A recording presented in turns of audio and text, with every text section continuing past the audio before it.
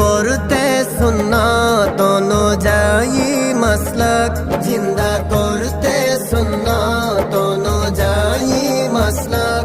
লড়াই করে 150 বছর পার করেছে।